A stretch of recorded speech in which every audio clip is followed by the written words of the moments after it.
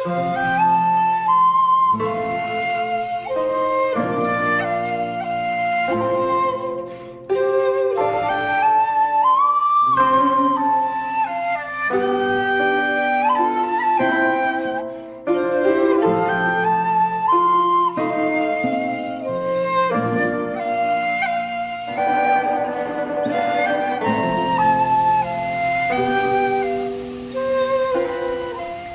To Tamil Nadu journalist. நாம் இன்றைக்கி பார்க்க போகிறது குற்றாலத்தில் இருக்கிற முக்கியமான அருவிகளில் ஒன்றான சிற்றருவி.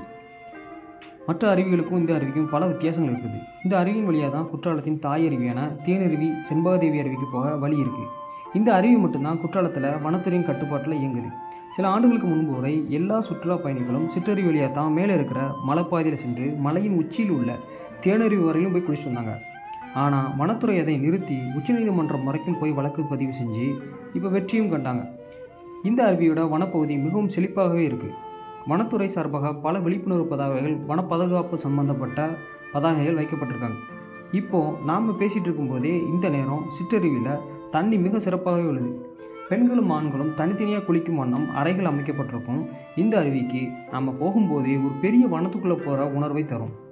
நெகிழிகள் தடை செய்யப்பட்ட இந்த அருவி பகுதிக்குள்ளே குளிக்கிறதுக்கு வனத்துறை காலை 9 மணி முதல் மாலை 5 மணி வரையே அனுமதிக்கிறாங்க.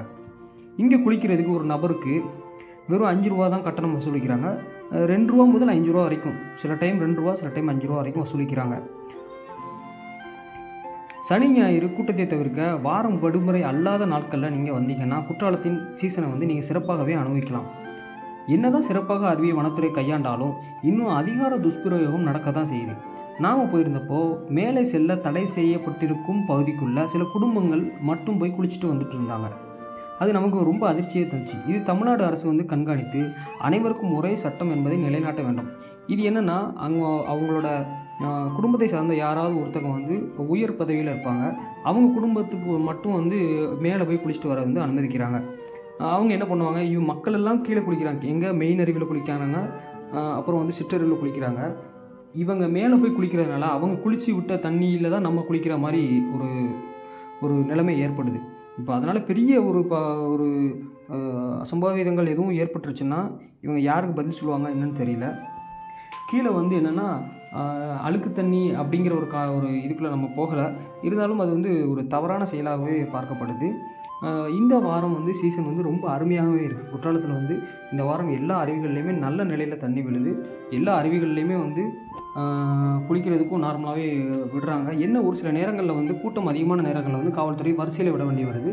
எனவே வார விடுமுறையான சனி ஞாயிறு வெளியூர் ஆட்கள் குளிக்க வரீங்க அப்படின்னா சீக்கிரமாக காலையிலே குளிச்சிருங்க. ஏன்னா அப்படி நேரம் செல்ல செல்ல செல்ல என்னென்னா கூட்டம் அதிகமாக காவல்துறையினர் வரிசையில் விட்டு குளிக்க வைக்கிறாங்க. அதனால் நீங்கள் வார விடுமுறை அல்லாத நாட்களில் குளிச்சுட்டு போகிறது உங்களுக்கு ரொம்ப சிறப்பான சீசன் அனுபவத்தை தரும்.